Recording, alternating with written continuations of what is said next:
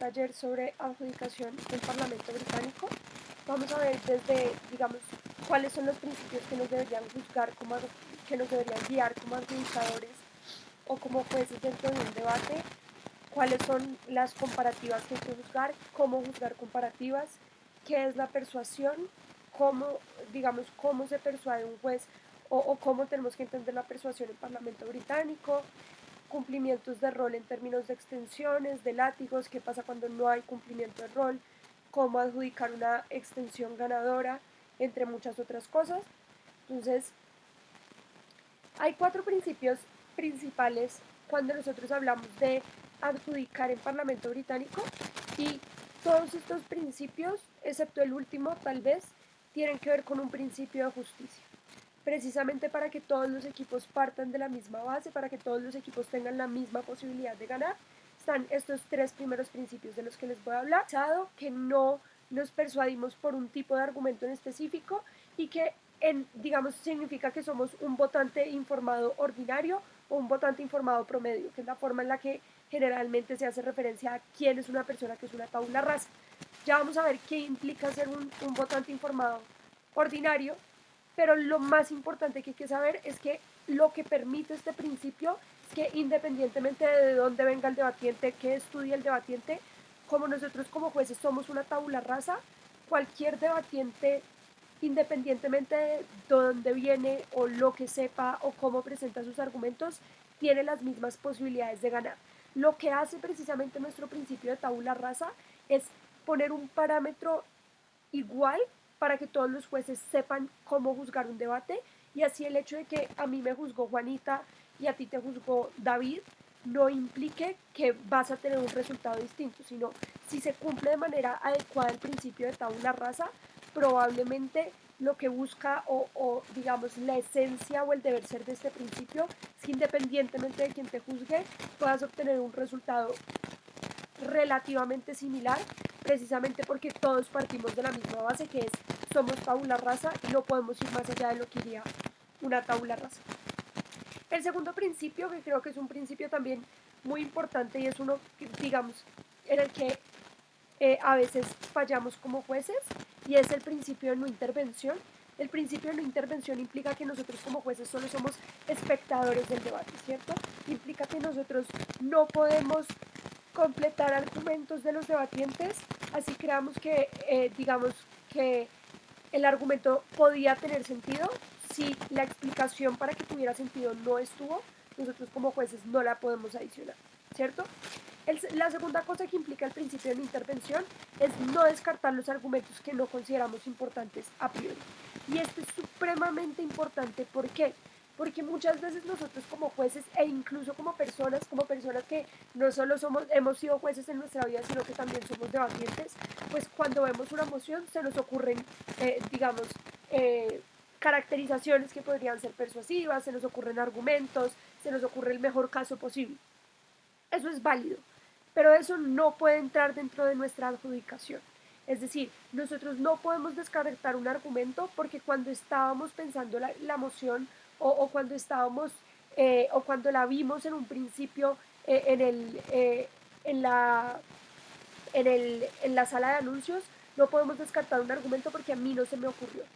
Los argumentos son importantes y lo vamos a ver más adelante dentro de la presentación por el valor relativo que tienen dentro del debate y no en abstracto si a mí me parecen buenos o me parecen malos. Y por eso lo peor que podemos hacer es intervenir en el debate descartando un argumento que para nosotros no es importante, pero tal vez para el debate que se esté dando sí puede ser importante. Hay otra cosa que se quedó un poco por fuera en este principio de no intervención y es digamos, muchas veces como jueces nos preguntamos, bueno, ¿cómo adjudico un debate en el que yo pienso que la moción es abiertamente injusta, ¿no? Donde yo pienso que realmente el gobierno no tiene posibilidades de ganar. Yo tengo que adjudicar el debate tal cual como lo haría una persona razonable promedio. No puedo tener en cuenta que es más difícil para gobierno o ayudarle un poquito a gobierno porque la carga estaba más difícil. Eso es trabajo de adjudicación. Si en adjudicación se saca una moción que es desbalanceada, no es trabajo del juez de la ronda balancear la moción. ¿Por qué? porque estaríamos interviniendo con respecto a nuestras posiciones de cómo debería darse el debate o de cuáles son las cargas de la prueba del debate, y en ningún momento podemos hacer ese tipo de intervenciones. Entonces es también supremamente importante saber eso. Si la moción está desbalanceada, será culpa del equipo de adjudicación. Lo lamentaremos mucho por los equipos que estén, digamos, perjudicados por el desbalance de la moción, pero en ningún momento implicará que nosotros como jueces podemos entrar a balancear la moción o a hacerle el trabajo más fácil al equipo que la tenía más difícil por la forma en la que estaba redactada la moción. El tercer principio, que es un principio muy importante y que a veces es como, digamos, un poco olvidado, porque, digamos, le damos mucha más importancia al principio de tabula rasa y al principio de no intervención, es el principio de identidad. ¿Qué tiene que ver el principio de identidad aquí? Y es, nosotros le damos crédito a los equipos por lo que ellos hicieron dentro del debate. Es decir, un equipo gana solo por lo que él hizo en el debate y cómo eso gana en comparativa con los demás equipos. Yo no puedo decir que los equipos ganan por una falla de oposición, o no puedo decir que los equipos ganan porque su alta hizo algo relevante o porque su baja les ayudó un poquito. ¿Por qué? Porque yo solo le puedo dar crédito a los equipos por lo que ellos estrictamente hicieron en sus discursos o en sus puntos de información. No les puedo dar crédito por algo que hizo otro equipo dentro del debate, porque ese es el esfuerzo de alguien más. Y esto es súper importante porque esta es la razón por la cual, digamos, la lógica del arrastre es negativa. Porque yo no le puedo dar valor en términos de justicia o premiar a un equipo por algo que no hicieron ellos en el debate, sino que alguien más lo hizo. Y en ese orden de ideas, por eso es que decimos que el debate no se gana en bancadas, porque alta de gobierno no solo compite con alta de oposición y baja de oposición, sino que a su vez compite con baja de gobierno, y en ese orden de ideas, por identidad, para ver si alta de gobierno gana el debate, solo puedo tener en cuenta lo que ellos estrictamente hicieron dentro del debate. El último principio, que si bien no tiene que ver con un término de justicia, es un principio demasiado importante, digamos, en adjudicación, y si queremos que debate sea la herramienta que todos decimos que es, pues es el principio de pedagogía. Y el principio de pedagogía tiene dos aristas. La primera es, mi feedback no es un feedback, por dar una decisión, por explicar algo. Es para que los equipos entiendan qué hicieron bien y qué hicieron mal dentro del debate y aprendan de eso. Ese es el primer principio de pedagogía. El feedback no es para regañar a los equipos o para decirles lo hiciste pésimo. El feedback es para que ellos puedan aprender de la ronda que tuvieron y puedan entender por qué digamos, la adjudicación se da como se da. Un feedback que los debatientes no entienden es un feedback que no sirve para nada, porque el feedback es bueno cuando es pedagógico. Y el segundo, digamos, la segunda arista del principio de pedagogía es que yo como juez tengo que estar abierto a enseñarle a los debatientes que veo. Eso implica que si un debatiente se me acerca y me pide feedback personalizado, yo tengo que estar dispuesto a darle el feedback personalizado. Tengo que hacer esfuerzos por mirar cómo puedo ayudar a esta persona a crecer, y tengo que estar siempre disponible. Eso implica tener las notas del debate listas por si se me acercan. Eso implica, digamos, tener buena disposición y escuchar a los debatientes cuando tienen preguntas una vez ha terminado el feedback o ha terminado el debate, y no simplemente, digamos, eh, dar el feedback y desentenderme de la forma en la que avanzan estos debatientes. Ahora, el principio de tabula rasa, como les decía, implica que cuando nosotros juzgamos, somos un votante informado ordinario, una persona razonable promedio, un votante inteligente. Estas son, digamos, las diferentes formas en las que se les ha llamado en los diferentes manuales de adjudicación o en los diferentes reglamentos.